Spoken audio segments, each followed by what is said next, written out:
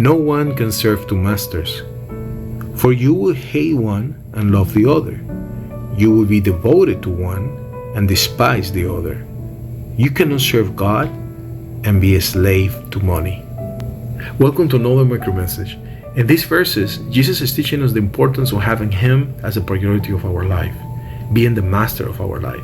Now, this is a concept that comes from slavery, and it's interesting because a slave is a person that doesn't have ownership or power over their life.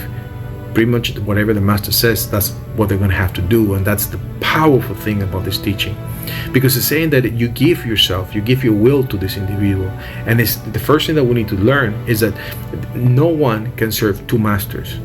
There's only one. You cannot have two, because one mind or one of the master will be demanding something from you that it might be opposite from the other.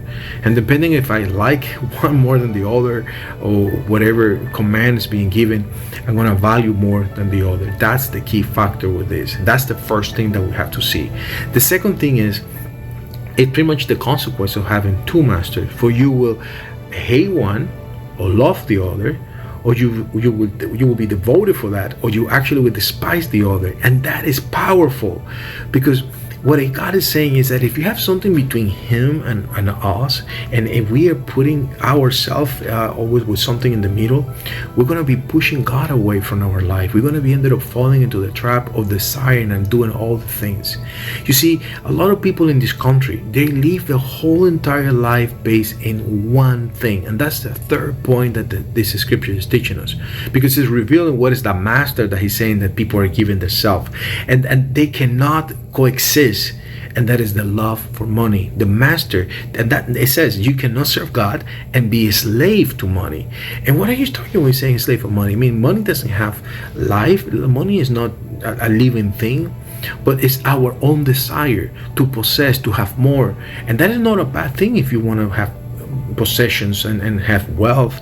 But when that wealth becomes your obsession, when that wealth is the only thing that you're thinking about, and like I was telling you, in this country people are living always based on that. Its priority is the money that I'm making, and I'm no longer giving time to God. I'm no longer praying. I'm no longer doing the things, that relationship, that connection that God demands. You see, Jesus is saying you either serve me or you're going to serve that desire. You're either going to follow me or you're going to be following that desire. You cannot have both of them. And you have to be able to understand the powerful reality that God is looking to have a relationship with us. God is looking to be the master, the only person that we serve, the only person that we're devoted, the only person that we love. And we can have nothing in between God and us. That's called idolatry. And that's also called being unfaithful. Because when we come to God, we surrender our life. We give completely authority over our possessions, over our life. And that's what Jesus is teaching us. Let us keep this word today and remind of how important it is to love God and to keep our eyes on Him and to let Him be the only master, the only one who determines what we do, what we want, and what we seek. May the Lord bless you. You'll be to the next time.